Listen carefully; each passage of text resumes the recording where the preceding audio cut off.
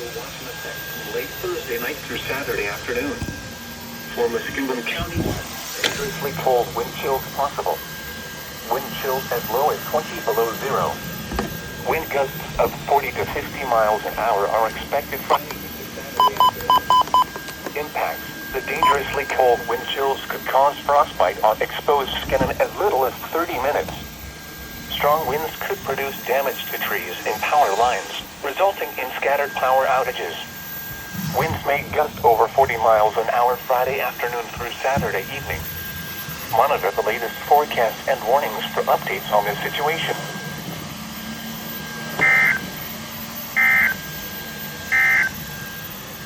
Winter storm warning in effect.